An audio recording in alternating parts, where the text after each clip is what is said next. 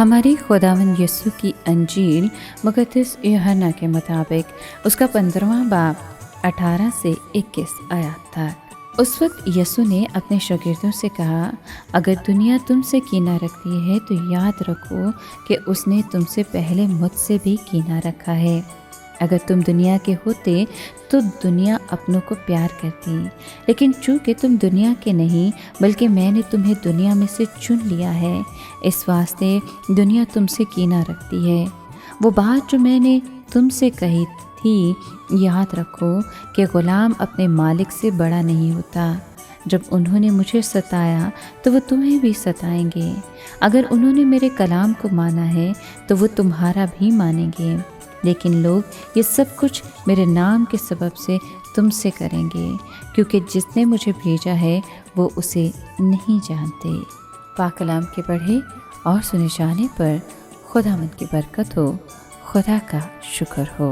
عزیز دوستو، مسیح یسوع کے ساتھ ہمارا رشتہ ہماری مرضی، خواہش یا تجربے پر نہیں، بلکہ خدا کی محبت، اس کا ہمیں چن لینے اور بلاوے پر منحصر ہے۔ ہم شیطان کی مٹھی میں اپنے گناہوں کے غلام تھے اور موت کے اختیار میں تھے۔ ہم قید خانے سے باہر نکل نہیں سکتے تھے، لیکن یسوع نے ہمیں ازل سے چن لیا اور اپنے بیش بہا خون سے آزاد کر دیا۔ اس نے ہمیں اپنا دوست بنا لیا اور ابنیت کا حق کا وارث بھی بنا دیا۔ مسیح یسوع نے جب صلیب پر ہمارے گناہوں کا کفارہ ادا کیا تب سب لوگوں کو چن لیا، لیکن سب مسیح یسوع کے بلاوے کو نہیں سنتے، بلکہ گناہ کی دلدل میں رہنا پسند کرتے ہیں۔ وہ خدا کے فرزندوں کی آزادی کو نہیں جانتے۔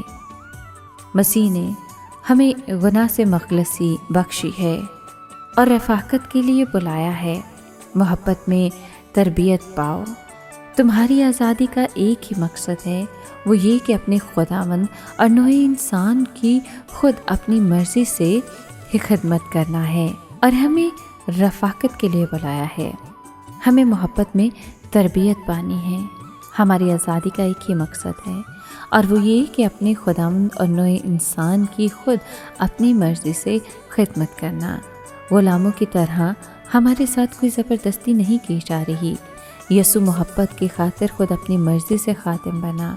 وہ ہمارے لیے نمونہ ہے جو خود کی پرواہ نہیں کرتا، بلکہ اسے ہماری یعنی اپنے پیاروں کی فکر لاحق رہتی ہے۔ ہم میں سے ہر ایک شخص فرشتہ نہیں ہے۔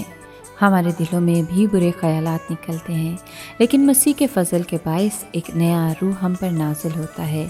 توبہ کا مطلب دل میں آئی ہوئی تبدیلی ہے۔ جو روح سے پیدا ہوتا ہے وہ دنیا کا نہیں ہوتا بلکہ خداوند کا ہوتا ہے۔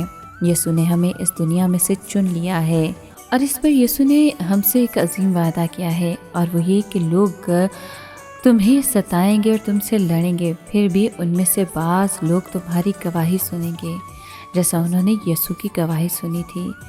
جس طرح روح سے تقویت پایا ہوا